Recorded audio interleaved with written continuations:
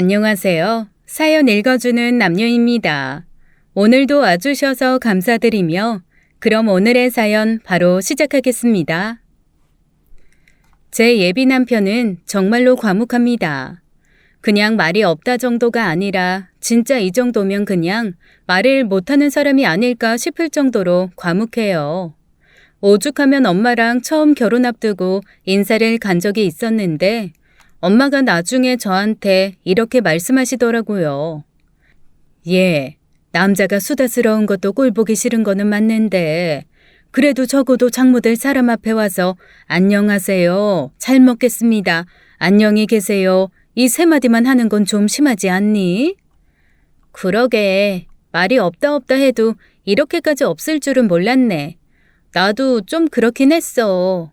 미안해 엄마. 아니, 사회생활은 제대로 한대? 그게 엄마, 저 사람이 하는 일이 음향 쪽 다루는 일이잖아. 사람이랑 그렇게 말을 할 일이 많이 없나 봐.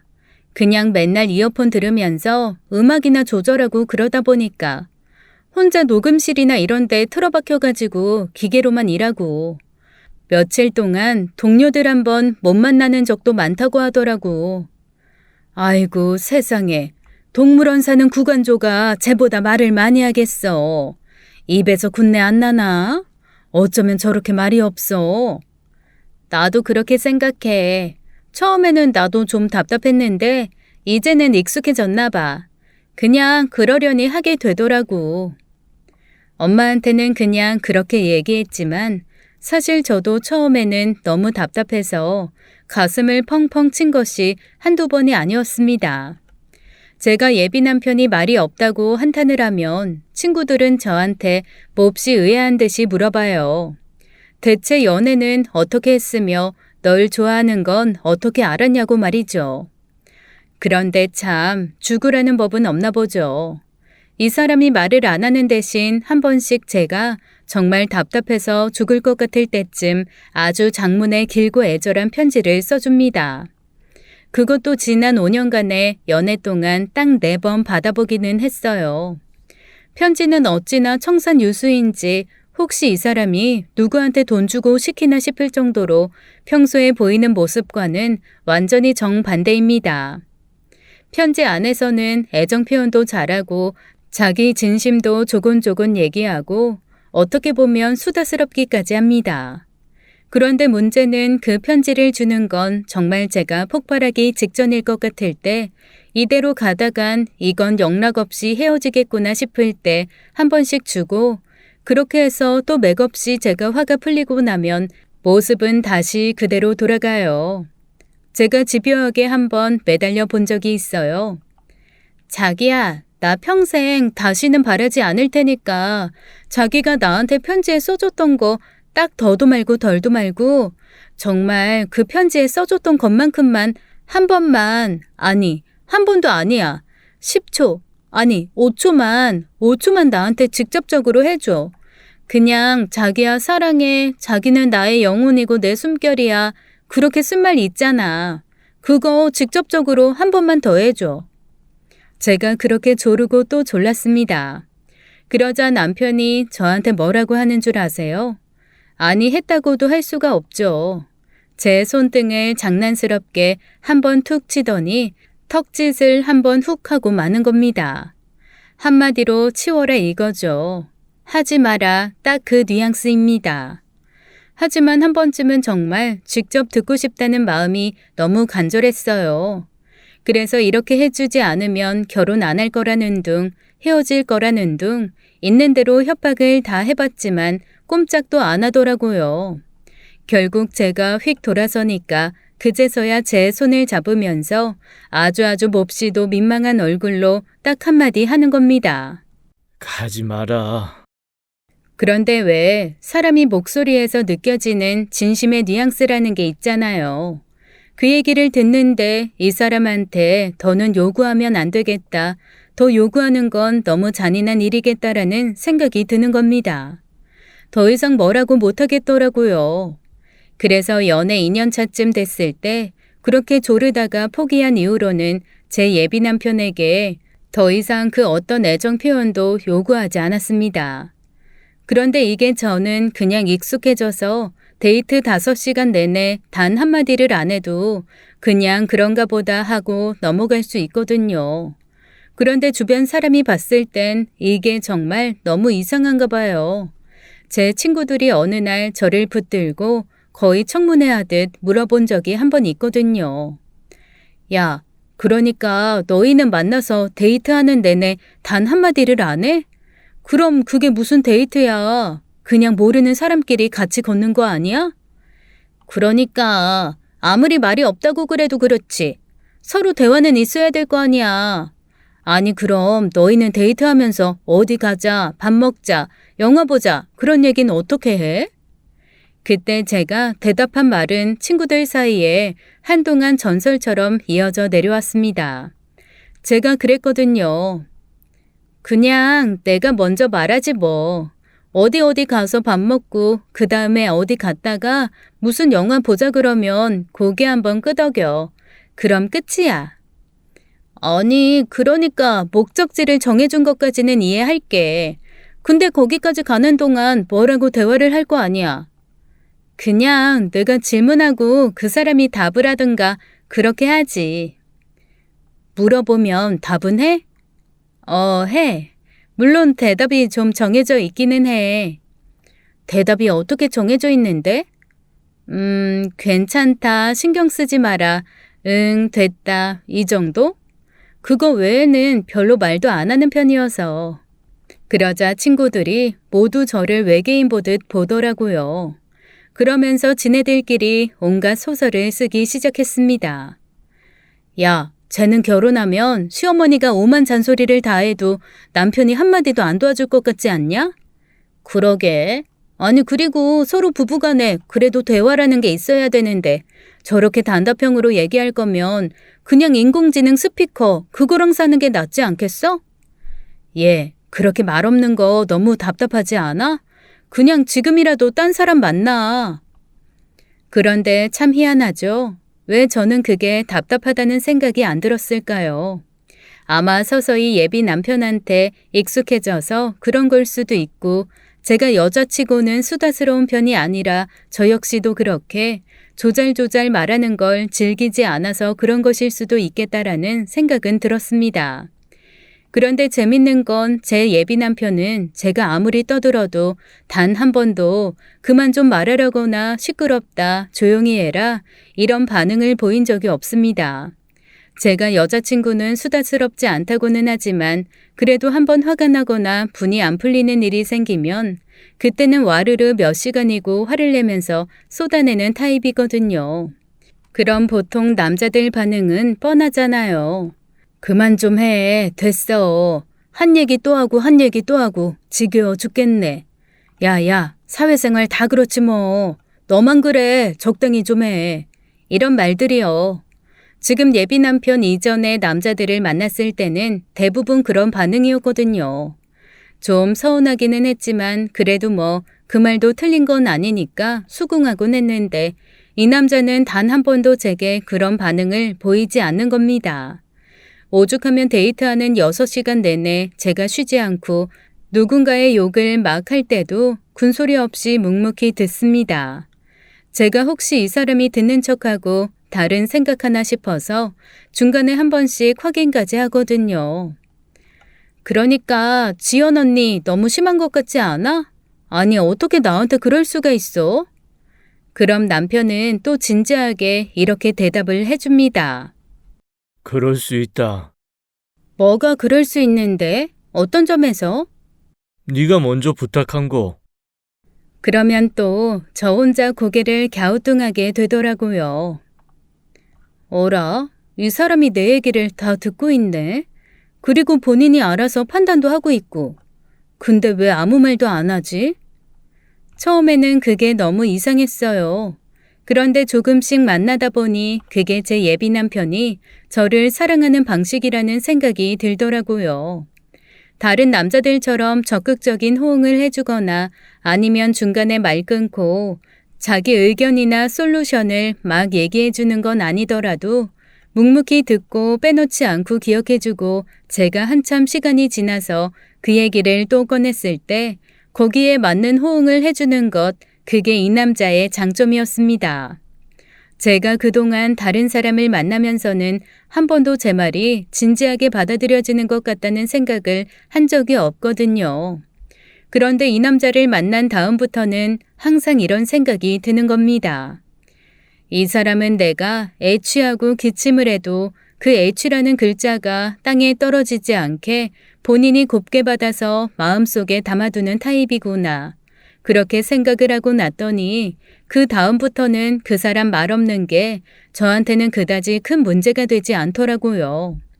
물론 제가 이 남자를 만나고 결혼을 약속하면서 양쪽 집에서는 동시에 큰 걱정이 시작됐습니다. 저희 엄마는 앞에서도 한번 말씀드렸던 것처럼 저렇게 3마디 이상을 안 해서 어디 답답해서 살겠냐라고 혀만 끌끌 차셨지만 남편의 여동생과 남편의 엄마는 따로 저를 불러내서 아주 진지하게 이렇게 질문까지 하셨다니까요. 먼저 시누이 될 사람이 저한테 너무나 조심스럽게 이렇게 물어보더라고요. 저기 언니, 제가 그냥 언니라고 할게요. 괜찮으시죠? 네, 그럼요. 편하게 말씀하세요. 그러니까 저희 오빠가 혹시 저희 집 상황을 뭔가 잘못 전달을 했나요?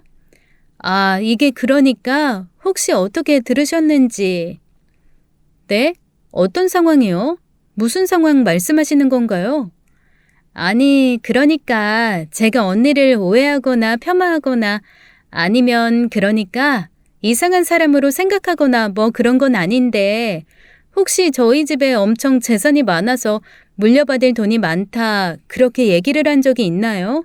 오빠가 혹시 그런 얘기 비슷한 거 한 게 있나 해서요. 아니요.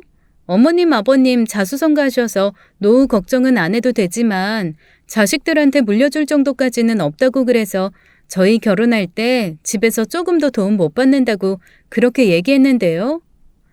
아, 그래요? 그것도 아니면 왜지? 신우될 사람 얼굴이 몹시 복잡 미묘해지더라고요. 그러자 시어머니 되실 분이 또 저한테 조용히 물어보셨습니다. 진짜 미안한데 혹시 난치병이나 불치병 그런 거 있는 건가요? 괜찮아요. 나 다 이해할 수 있어요. 마음 단단히 먹고 나왔으니까 솔직하게 말해줘요. 저요? 아니요. 저 완전 건강한데요. 왜요? 제가 좀 아파 보이나요? 아니, 그것도 아닌데 대체 왜? 그제서야 좀 이상한 생각이 들어서 제가 두 분께 여쭤봤습니다. 지금 제가 모르는 뭔가가 있는 것 같은데 알려주실 수 있을까요? 뭐 때문에 그러시는데요? 무슨 일 때문에 그러세요? 솔직히 말씀해 주세요. 혹시 제가 마음에 안 드시는 거면 아니에요. 마음에 안 들긴. 무슨 그런 섭섭한 소리를. 진짜로 그게 아니고 아니, 나는 내 애잖아요. 내 아들인데 살면서 지금까지 들어본 말이 10마디도 안 되는 것 같아. 그런 애랑 대체 왜 결혼을 하려고 하나? 연애는 제대로 한 건가 싶어서. 쟤는 어렸을 때도 진짜 희한한 애여가지고 오죽하면 병원 의사 선생님이 쟤를 일부러 이렇게 꼬집어도 보고 툭툭 쳐보기도 하고 그랬다니까. 아니 무슨 갓난쟁이가 울지도 않어. 어머님이 말씀해 주신 제 예비 남편의 비하인드 스토리는 참 희한하긴 했습니다. 처음에 태어났을 때도 응애 우는 게 아니라 앙 하고 울었대요. 딱 한마디. 정말 무슨 고양이가 야옹하듯이 앙. 그렇게 딱 한마디 울고는 묵묵부답이었대요.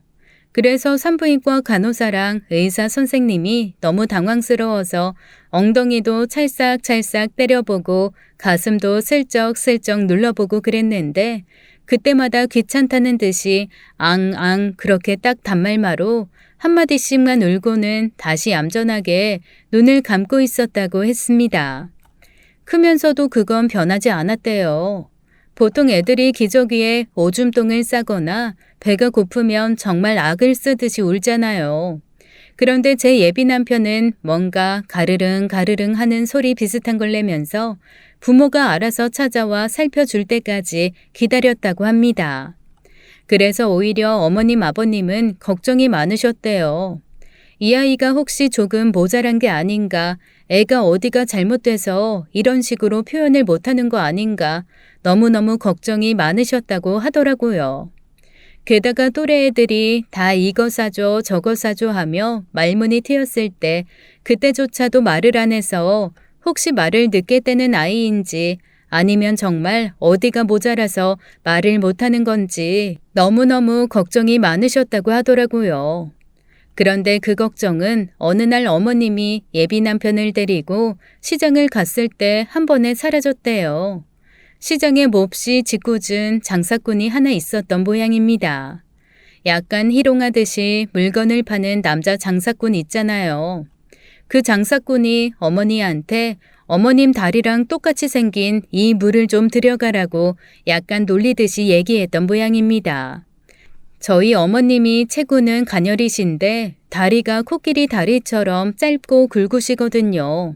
본인도 그게 엄청 콤플렉스였는데 그 장사치가 그렇게 얘기하니까 어머님이 너무 창피했나 봐요. 그때 옆에 7살 난 제 예비 남편이 엄마 손을 잡고 있는데 아들이 혹시 그 얘기를 듣고 엄마를 놀리거나 상처받을까봐 그것도 고민되고 아들이 옆에 있으니 아저씨한테 대놓고 버럭버럭 성은 못 내겠고 난감해서 이러지도 저러지도 못하던 그때 예비 남편이 입을 열어 이렇게 얘기했다는 겁니다. 사람 신체는 그런 식으로 비교해서 말하면 되게 기분 나쁜 건데 사과하는 게 좋을 것 같은데. 남편의 그 완벽한 문장을 듣고 저희 시어머니 되실 분과 장사하는 사람 모두 놀라서 기절 초풍할 뻔했다고 하더라고요. 장사하는 사람은 어린 남자애한테 바른 소리 듣고 몹시 민망해서 당황했고 저희 시어머니 되실 분은 내 아들이 이런 완벽한 문장을 말할 줄 아는 아이라는 거에 대해서 너무 놀랐다고 했습니다.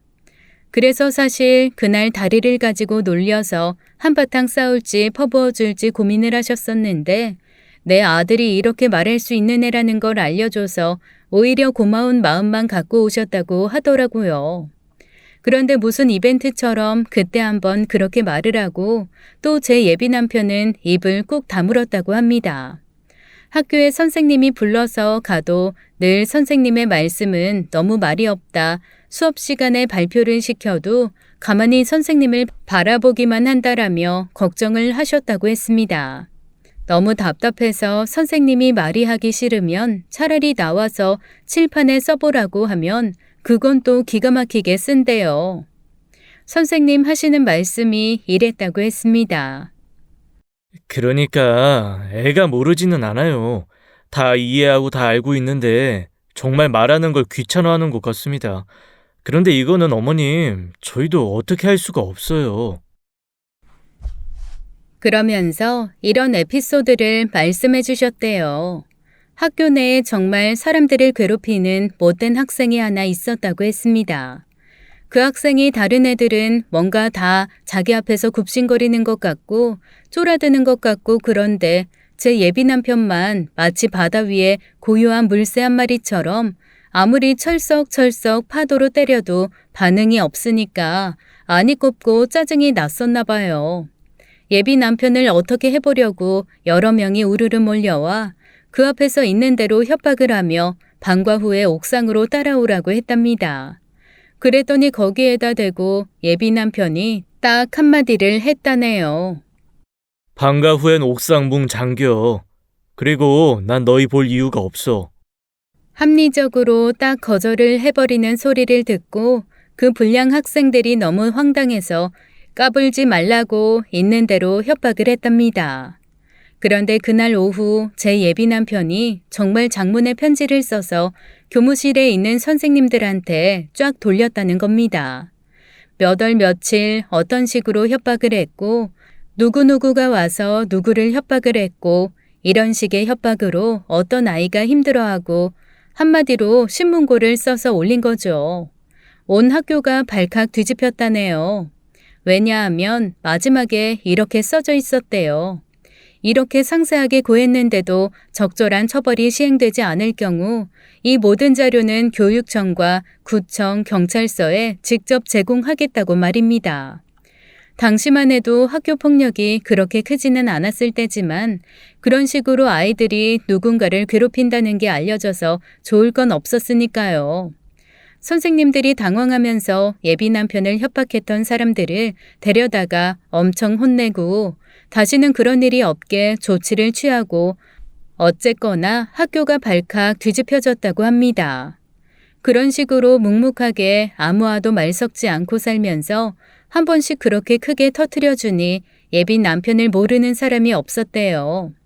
본인만 몰랐지 완전 유명인이었던 거죠. 주변에서 뭐라고 쑥덕거리던 간에 본인은 내 갈 길 가겠다. 나는 아무 생각 없다. 그냥 그렇게 살아온 사람인 겁니다. 집에 와서도 이런 방구 말도 없어서 어머님은 늘 예비 남편의 학창시절 때 사방팔방 친구 어머님을 통해서 아들의 행태와 스타일을 수소문하는데 심혈을 기울이셨대요. 시누이 될 사람도 그건 마찬가지여서 항상 제 오빠가 누구예요 라고 말하면 다들 그 침묵의 학살자가 네 오빠냐며 신기해 했다네요. 아무 말도 없이 가만히 있다가 한 번씩 크게 터트린다고 그래서 별명이 침묵의 학살자였다나요? 그 두 사람에게 그런 얘기를 듣고 나니까 대체 제가 누구랑 결혼을 하려는 건지 제가 결혼하려는 사람이 어떤 사람인지 갑자기 조금 무서워지기도 했습니다. 엄마도 걱정이 크셨어요. 왜냐하면 아빠가 일찍 돌아가시고 엄마랑 저랑 세상에 단둘이거든요. 그래서 엄마는 당신에게 몹시 다정한 사위가 있었으면 좋겠다고 오래전부터 소원하셨거든요. 엄마가 많이 편찮으셔서 아무래도 본인이 건강이 좋지 않고 오래 살 것 같지가 않으니까 남편이라도 다정해서 저를 좀 살갑게 살펴주길 원하셨던 것 같습니다. 그런데 딸이 결혼하겠다고 데리고 온 남자가 미래의 장모가 될 사람 앞에서는 두 마디 이상을 안 하니 엄마가 걱정이 태산 같으신 게 너무나 당연하기도 했죠. 그런데 저는 그럼에도 불구하고 이 남자가 너무 좋았습니다. 결혼을 하면 꼭 이 남자랑 하고 싶다는 생각이 들었거든요. 제가 그렇게 몇 번이나 강력하게 제 의견을 말하고 나니 엄마도 그냥 받아들여 주셨습니다. 그런데 이상하죠. 사람이 고민하던 것을 하나 놓으면 뭔가 마음속에서 긴장이 풀리나 봐요. 저희 엄마 건강이 좋지 않으셨지만 그래도 잘 버티신다 생각했는데 제가 결혼할 남자 딱 정해놓고 나니까 갑자기 급속도로 편찮아지시기 시작했습니다. 지병도 더 도드라지고 게다가 병원 가서 검사해보니 그동안 몰랐던 몸 곳곳에 종양이 발견되었어요. 제가 건강검진 그때그때 다 하셨는데 대체 이게 무슨 일이냐고 당황했더니 의사가 하는 말이 건강검진 때는 이렇게까지 나타나지 않았는데 요 몇 달 사이에 급격하게 안 좋아지신 것 같다고 가끔 환자들 중에 이렇게 급성으로 안 좋아지는 사람도 있다면서 안타까워했습니다. 그때 예비 남편은 당혹스러워 펑펑 우는 제 옆에서 묵묵히 정말 말없이 저를 지켜주고 위로해줬습니다. 그리고 제가 안 갈 때도 엄마 병원을 자주 찾았다고 하더라고요. 그런데 찾아가기만 했지 말은 또 한마디도 안 했대요. 주변 환자, 보호자분들 얘기 들어보니까 몇 시간이고 그냥 엄마가 하는 얘기를 묵묵히 듣고만 간다고 하더라고요. 그래서 제가 엄마에게 물었습니다. 엄마, 대답도 없는 사람한테 무슨 얘기를 그렇게 많이 해? 예, 그게 참 신기하다. 내가 처음에는 벽 보고 얘기하는 것 같아서 좀 답답했거든. 이게 하다 보니까 왜 옛날 사람들이 대나무 숲에 가서 막 떠들고 그랬는지 알 것 같아. 마음이 편해져. 내가 딸인 너한테도 못하는 얘기 다 한다 아주. 마음에 쌓이는 게 없어지니까 마음이 너무 편해.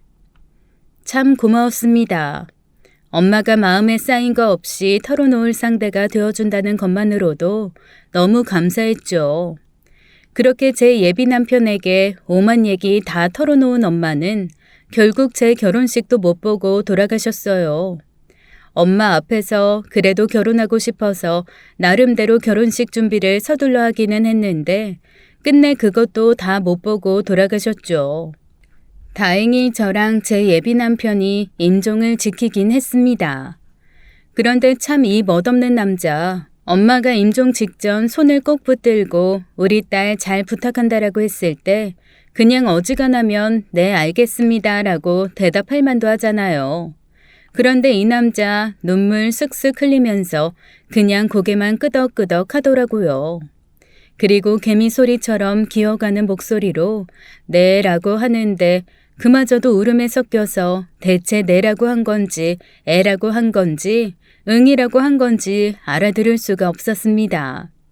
엄마가 그래도 제 옆에 누군가 있다는 사실에 안심을 하신 건지 그래도 웃으면서 돌아가셨어요.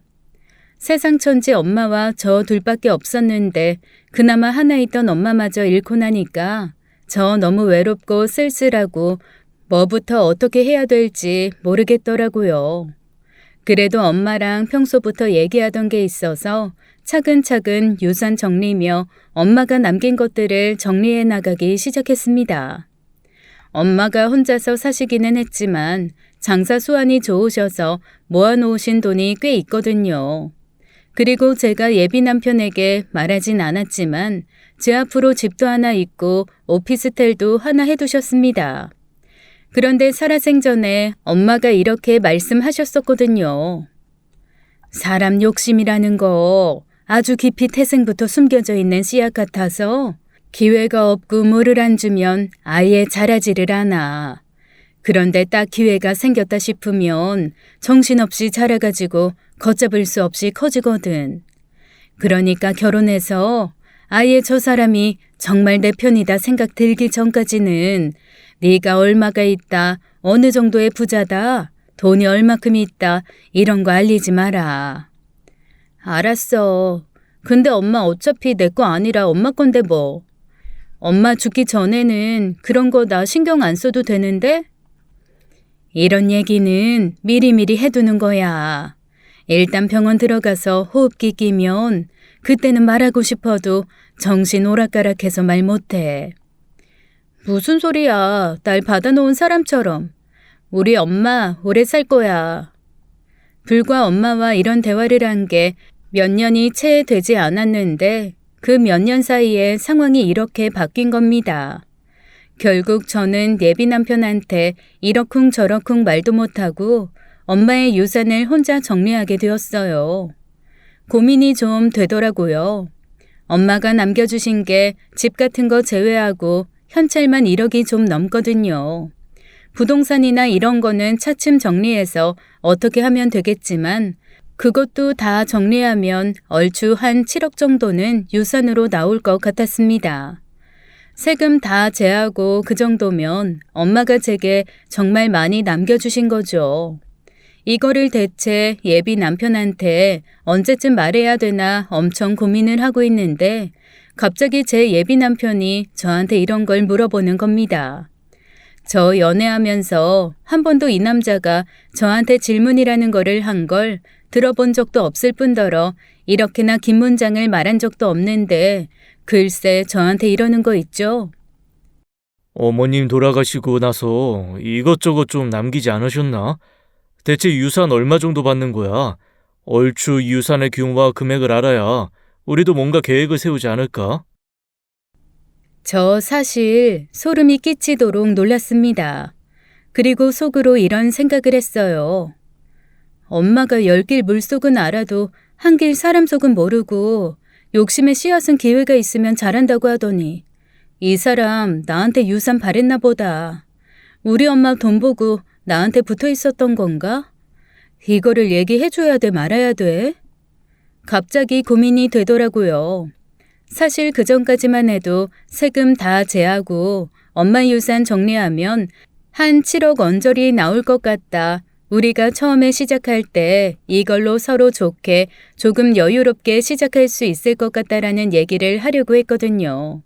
그런데 이 사람이 너무나 눈을 반짝반짝하게 뜨고 저한테 엄마 유산이 어느 정도냐고 물어보니까 이거 사실대로 대답해주면 안 될 것 같다라는 생각이 갑자기 확 드는 겁니다. 그래서 제가 끝에 공 하나를 딱 빼고 말했어요. 다 해봐야 진짜 많아봐야 7천 정도? 그랬더니 실망하는 듯한 얼굴인지 아니면 그냥 생각이 많아진 얼굴인지 그냥 묘한 얼굴을 하곤 고개를 끄덕이더라고요. 그래서 제가 그 순간 이 결혼을 엎어야 되나라는 생각에 머리가 아팠습니다. 이 사람이 욕심을 숨기고 있었구나라는 생각도 들고 내가 사람을 잘못 봤나 보다. 이 사람 마음에도 유산 받을 생각이 있었구나라는 실망감이 함께 몰려오더라고요. 저 혼자 마음을 볶기 시작했죠. 대체 이 돈은 너랑 상관없는 돈이라는 걸 어떻게 말해야 되나 해서부터 시작해가지고 혹시 얘가 시댁과 짜고 우리 엄마 재산을 갈취하려는 목적인가라는 생각도 들고 아직 결혼 전이니 어떻게 결혼 전 재산을 따로 지킬 만한 방법이 있을까라는 생각도 들었습니다. 변호사를 찾아가 봐야 되나 아니면 이 결혼을 미뤄야 되나 아니면 결혼을 해도 혼인신고를 하지 않고 그냥 같이 살기만 해야 되나 정말 오만 생각이 머릿속을 휘감더라고요. 게다가 아무리 바빠도 일주일에 2번은 저희가 데이트를 했었거든요. 그런데 제가 엄마 재산을 딱 얘기해 준 후부터 이 사람이 일주일에 1번 만나는 것도 약간 버거워하는 느낌이 드는 거예요. 한 번은 이런 일이 있었습니다. 이번 주엔 우리 가구 좀 보러 갈까? 아직 신혼집이 안 정해져서 가구 보기가 좀 어려운가? 나 이번 주에 좀 일이 있는데. 무슨 일? 갑자기? 어디 지원 나가서 해줘야 될 일이 생겨서 이번 주에 못 만날 것 같아. 그것도 문자로 딱 통보하듯이 얘기해 주더라고요. 좀 서운했지만 일이 있다니까 그냥 이해하고 넘어갔습니다. 그런데 그런 일이 정말 매주 있는 거예요. 게다가 그 사람이 신혼집은 자기가 구하겠다고 했거든요. 근데 그 신혼집 구하는 것도 자꾸만 어그러지고 미뤄지는 겁니다. 제가 신혼집이 구해져야 그 안에 들어갈 살림을 산다고 몇 번씩 채근했지만 항상 돌아오는 대답은 조금만 기다리라는 대답인 거죠. 결국 결혼식 1달 전에 간신히 집을 구했습니다. 보통은 같이 다니면서 서로 논의하에 집을 구하잖아요. 그런데 처음부터 집은 그냥 자기가 혼자 알아서 구하겠다고 저한테 얘기를 하더라고요. 지역 정도만 저랑 같이 합의를 하고 어차피 자기가 집을 해올 거니까 자기 마음에 드는 집을 하겠다고 저한테 그렇게 미리 선언을 한 겁니다. 좀 이상하기도 하고 어이도 없었지만 본인이 그렇게 하고 싶다니까 하나 정도는 네가 하고 싶은 대로 해라 하고 내버려뒀는데 저보고 집 구했다고 그 집 보러 가자고 하는 거예요. 좀 갑작스러웠죠. 사실 혼자 구하겠다고 할 때도 어이없었지만 한편으로는 그래도 같이 1~2번은 가서 보겠지 했었거든요. 덥석 이렇게 정말 구해놓고 보러 오라고 할 줄은 몰랐습니다. 그래서 보러 간 순간 사실 너무 깜짝 놀랐어요. 제가 생각했던 것보다 1배 반은 큰 집을 구해놓은 거예요. 이렇게 되면 제가 혼수 마련해서 집어넣는 것도 이것저것 차질이 생기고 결혼식 1달 전에 어느 정도 점 찍어 놓은 혼수들을 다 바꿔야 되는 상황이 벌어진 겁니다. 살짝 짜증이 나더라고요. 그러면서 아니 왜 처음에 얘기했던 크기의 집이 아니라 자기 마음대로 이렇게 집을 넓혔을까 혼자 고민하기 시작했습니다. 아무리 생각해도 해결이 되지 않아서 제일 친한 친구한테 털어놓았더니 글쎄 그 친구가 깜짝 놀라면서 이렇게 말하는 게 아니겠어요? 혹시 너희 엄마 유산 그 집에 보태려고 일부러 그렇게 집 잡은 거 아니야? 대출 받아서 그 집 사놓고 나중에 대출금 같이 갚자.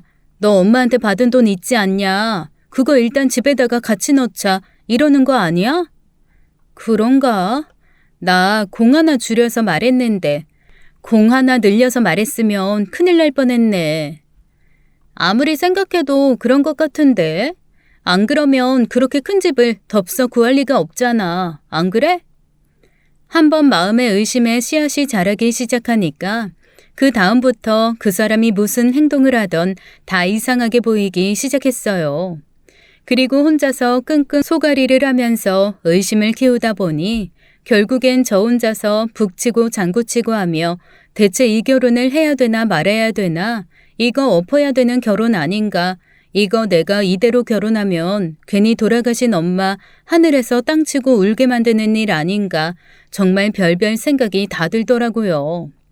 게다가 친구들은 어쩌면 그렇게 하나같이 저한테 부정적인 얘기만 해주는지 친구들 말을 듣다 보니 제 예비 남편이 저희 엄마 돈 노리고 저한테 접근했다가 그 돈이 얼마 되지 않으니 일단 전부 다 빚으로 시작하는 나쁜 놈 되는 게 한순간이었습니다. 사람 하나 이상하게 만드는 거 정말 순식간이더라고요. 하루아침에 제 예비 남편은 과묵하지만 생각 깊은 사람에서 말없이 의문스럽게 작전이나 꾸미는 후레자식 같은 놈으로 전락하고 말았습니다. 친구들은 저한테 계속 지금 정리하지 않으면 살면서 내내 저를 괴롭힐 거라며 그냥 하루라도 빨리 정리하라고만 하더라고요. 그러면서 정말 들으면 들을수록 한숨만 푹푹 나오는 얘기들만 전해주었습니다. 멀쩡한 사람인 줄 알았는데 딱 유산 나오자마자 돌변해서 바람 피운 사람 얘기, 유산 받자마자 도박에 빠져 다 탕진한 사람 얘기, 몰래 돈 빼서 다른 여자랑 살림 차리고 결국 한 푼 못 받고 쫓겨난 사람 얘기. 아니, 저는 그렇게 유산과 막장이 얽힌 얘기가 많은 줄은 처음 알았습니다. 그런데 이 사람이 워낙 말이 없는 사람이니 뭐라고 물어봐도 제대로 된 대답이 나올 것 같지도 않고, 그렇게 말 없는 사람이 뜬금없이 엄마한테 받은 유산 얼마냐고 물어본 후로는 정말 더 말수가 없어진 채 혼자 자꾸만 주말에도 자기만의 시간 보내는 게 영 찜찜했어요. 결혼 준비는 저 혼자 하는 건지 아니면 우리 둘이 과연 결혼을 하기나 하는 건지 너무 머릿속이 복잡해지기 시작했습니다. 그런데 결혼식 이틀 전 갑자기 예비 남편이 저한테 얘기 좀 하자고 하더라고요. 순간 올 게 왔구나, 드디어 이 인간이 본색을 드러내려나 보다. 그래, 한번 무슨 얘기하는지 드러나 보자라는 생각이 들었습니다. 그래서 제가 잔뜩 굳은 얼굴로 만나는 장소에 나갔죠. 보통 결혼 앞두고 매일매일 봐도 모자랄 판에 저희 열흘 만에 얼굴 보는 거였거든요. 저를 딱 보더니 갑자기 씩 웃는 겁니다. 아니, 그런데 왜죠? 또 웃는 얼굴 보니까 마음이 또 사르륵 녹는 거예요. 제가 속으로 이렇게 생각했습니다. 안 돼, 정신 차려. 지금 너 정신 똑바로 차리지 않으면 하늘에서 네 엄마 땅치고 후회할 일 만들 수 있어. 정신 똑바로 차려야 돼. 그래서 제가 굳은 얼굴로 가만히 예비 남편을 노려보았어요. 그랬더니 그 무딘 인간이 자기도 조금 뭔가 이상한 게 느껴졌는지 저한테 이렇게 묻는 겁니다. 화났어? 그럼 화났지. 결혼은 나 혼자 해? 아니, 나랑 결혼할 마음이 있기는 한 거야? 너 혹시 바람 피우니? 아니, 왜? 생각보다 유산이 얼마 안 돼서 마음이 떠났어? 처음에는 그렇게까지 말할 생각은 없었어요. 그런데 이제 저 혼자 소설 쓰고 드라마 쓰고 푹푹 쌓여왔던 게 한번 말문을 여니까 본물 터지듯 화르르 쏟아져 나오더라고요. 저도 모르게 서러움 가득한 목소리로 예비 남편에게 와다다 퍼부었습니다. 아니, 나 정말 이해를 못하겠어. 아무리 당신이 말이 없는 사람이라고는 하지만 어떻게 이런 방구 논의도 없고 의논도 없이 혼자 다 결정하고. 그래, 그건 둘째치고 우리 엄마 유산 얼마 있는지만 딱 물어보고 어떻게 그렇게 나를 방치할 수가 있어? 너무한 거 아니야? 아니, 우리 엄마 유산에 따라서 당신의 태도가 그렇게 달라질 거였으면 처음부터 그걸 노리고 나한테 접근했던 거야? 그게 아니라면 변명을 하던 해명을 하던 말이라도 해봐. 같이 살 집 혼자 구하겠다고 하질 않나? 그것도 의논도 없이 덥석 큰 평수 구해놓고. 뭐야? 그 집 대출금 내 엄마 유산으로 갚겠다는 거야? 그런 의도로 일부러 그런 거냐고. 진짜 내가 혼자 믿고 기다리려고 해도 이건 너무하잖아. 아, 그게 그렇게 되나? 뭐? 그게 그렇게 되냐고? 그럼 지금 이 상황이 다 뭔데? 당신 엄마 유산 얘기 딱 듣자마자 주말마다 어디 가서 뭐 일한다고 그러고 만나도 저녁에 잠깐 만나고 그럴 때마다 피곤해 쩔어서 나 제대로 보지도 않고 그러잖아. 내가 지겹니? 어? 아니, 아니, 나는 그게 그렇게 비춰질 수 있다는 생각은 못했네. 미안해. 내가 설명을 좀 할게. 그리고 그는 저에게 충격적인 사실을 털어놓기 시작했습니다. 사실 돌아가신 장모님이 돌아가시기 전에 나한테 정말 많은 얘기를 하셨거든. 당신이 너무 좁은 집에서 신혼생활 시작하신 게 여전히 마음에 걸리신다는 거. 아무리 서로 좋은 신혼 시절이라도 각자의 공간에서 혼자만의 시간 필요하다고, 너무 좁은 집에서 시작하지 않았으면 좋겠다고 하시더라고. 뭐 그런 얘기랑 당신이 의외로 마음이 잘 흔들리니까 옆에서 잘 잡아주라고 그런 말씀도 하셨어. 장모님이 정말 당신에 대해서는 걱정이 안 되는데 그거 하나 딱 걱정되는 게 있으시대. 딸을 못 믿는 건 아닌데 너무 귀도 얇고 다른 사람들 말에 휘둘리기도 잘하고 감정적이고 순진하다고. 그러면서 장모님 돌아가시면 당신이 다 재산 상속 받을 텐데 그때 연락 끊겼던 친가 쪽 친척들이나 다른 사람들이 와서 당신한테 이것저것 요구하면 뭐 속절없이 그냥 들어줄 것만 같다고 하시더라고. 장모님이 그게 너무 걱정이 돼서 잠을 못 주무시겠다는 거야. 엄마가 그런 얘기를 했다고? 그리고 내 친가 쪽 사람들이 아직 살아있기는 하대? 그것도 너무 서운해 하시더라. 당신 아버지 돌아가시고 혹시 어머님이 손 벌리고 자식 떠맡길까봐 그랬는지 보조금 들어온 거 싹 나눠서 칼같이 가지고 가서는 명절이고 생일이고 간에 한 번 연락도 없었다고. 굳이 연락을 할 필요는 없지만 그래도 할머니 할아버지 돌아가시면서 친손주들은 다 유산 나눠받았는데 당신은 쏙 빼놨다고 그러시더라고. 그거 알고도 그냥 아무 말 안 하셨대. 그 집 재산 안 받아도 내 딸 내가 누구 못지않게 두둑하게 살게 해줄 자신이 있다. 이러고 더 열심히 일하셨다고 하더라고. 처음 듣는 얘기였습니다. 그러니까 엄마는 저한테도 못한 이런 속 아픈 얘기들을 병상에 누워 이 사람한테 주절주절 다 털어놓으신 거였어요. 그 마음이 어땠을지, 엄마가 평생 어떤 짐을 지고 살아왔을지 와닿아서 너무 가슴이 아프더라고요. 그러면서 나한테 사실 어느 정도 재산이 있으신지 말씀해 주셨거든. 그런데 내가 당신한테 물어보니까 금액이 너무 다른 거야. 그래서 좀 고민을 했지. 왜냐하면 장모님이 돌아가시기 전에 나한테 재산이 이 정도 있다. 그러니 내 딸 너무 좁은 집에서 힘들게 살림 시작 안 했으면 좋겠으니 돈 보태서 넓은 집 사라. 그러셨거든. 그래서 나 장모님 돌아가시기 전까지 한 번씩 모시고 나가서 같이 집 같은 거 보러 다니자고 그랬어. 지금 구한 집도 장모님이 같이 골라주셨던 거야. 그런데 갑자기 그렇게 돌아가시고 장모님이 같이 하기로 하셨던 계약을 나 혼자 해야 되는 상황이 생긴 거지.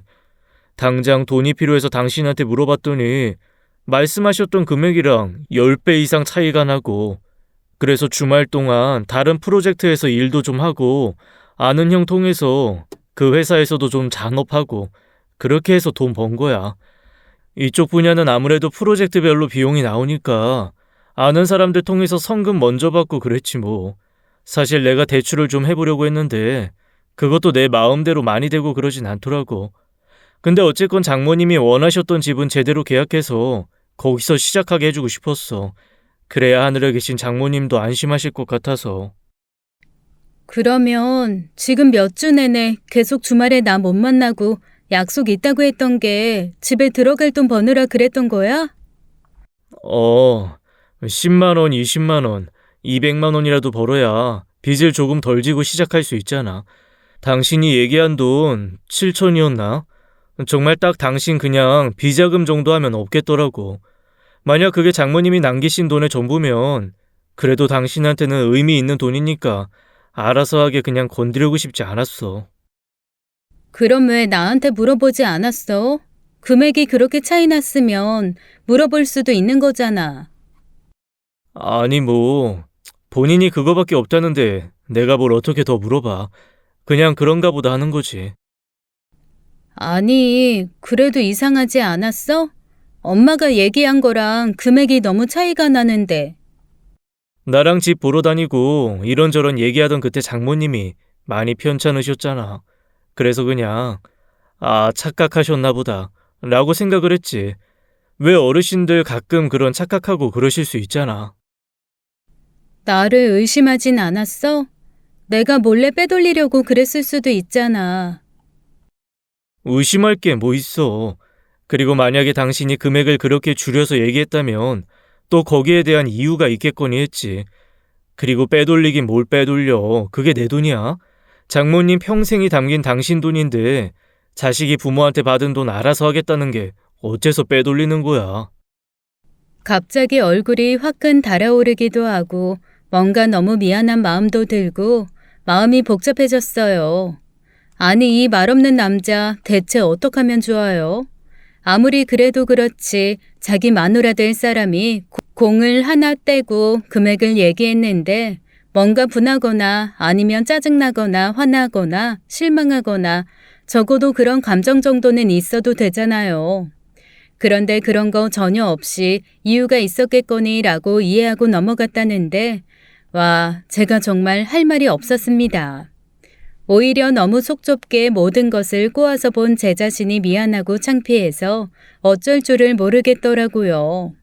그래서 제가 너무 어이가 없어서 다시 한번 물어봤습니다. 아니, 난 정말 이해를 못하겠네. 그런데 왜 말을 안 해? 그랬더니 이 남자 지금까지 저 속 뒤집은 거는 생각도 안 하고 씩 웃으면서 뭐라 그러는 줄 아세요? 에이, 굳이 말을 해야 하나? 서로 그냥 이제는 눈빛만 봐도 아는 거 아니었어? 와, 정말 사람 할 말 없게 만들더라고요.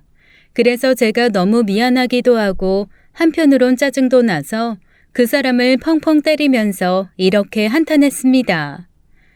사람이 입이 있는데 말을 해야 알지. 말을 안 하면 어떻게 하니? 아니, 내가 독심술사야?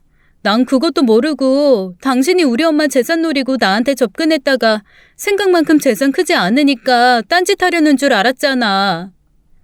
아니, 어떤 미친놈이 딴짓하려고 집을 큰 걸 구해. 바보야?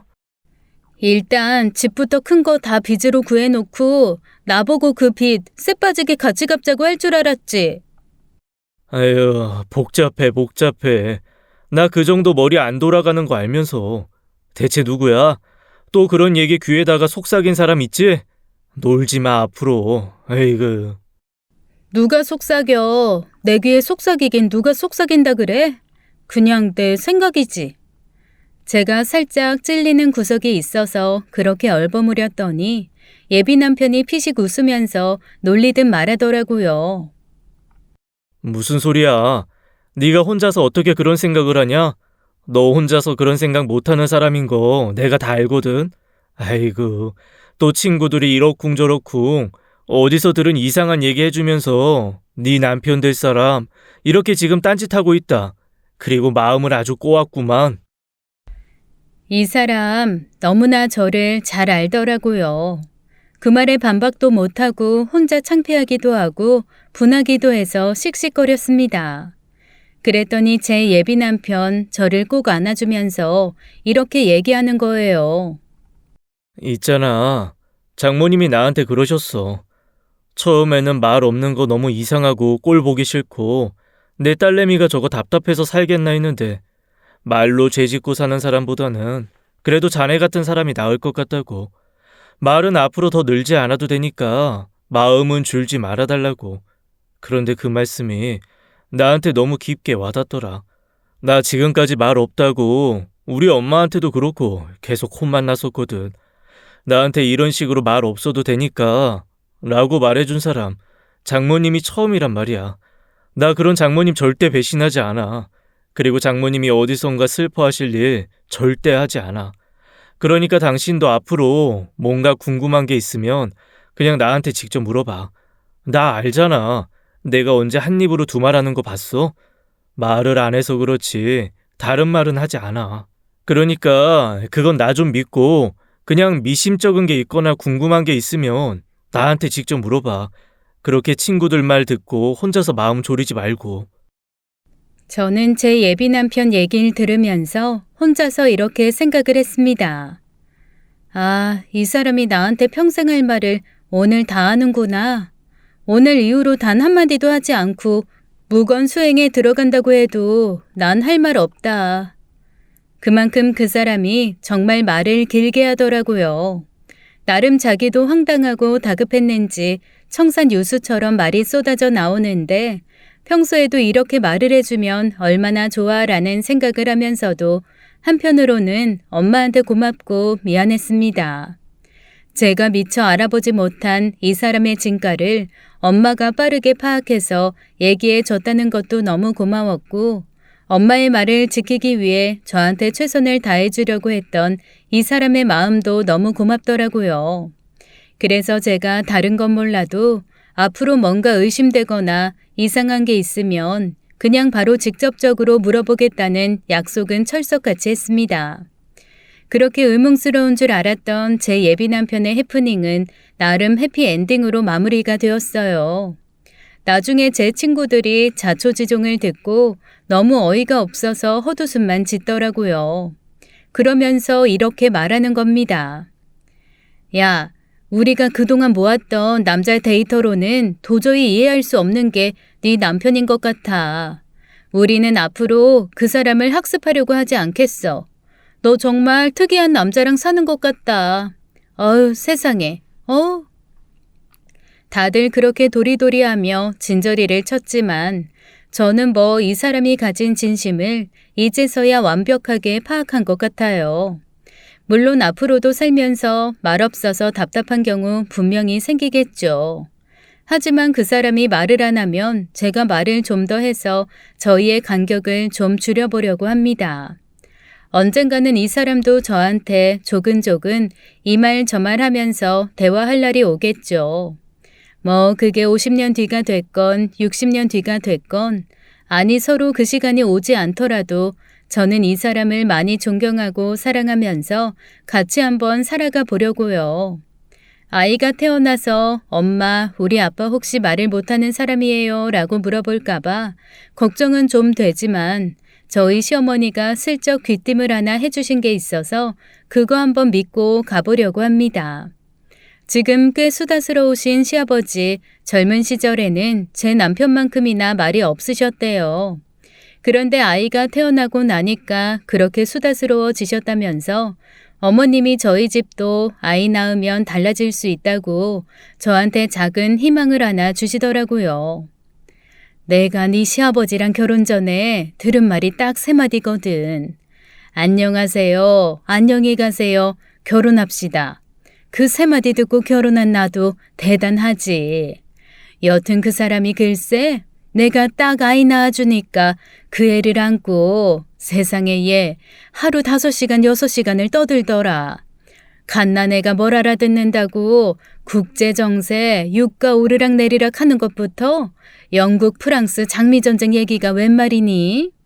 아마 우리 아들 딸들이 공부를 못한 건 태어나면서부터 온갖 상식의 교과서 얘기를 귀따갑게 들어서 지겨워서 그랬을 거야.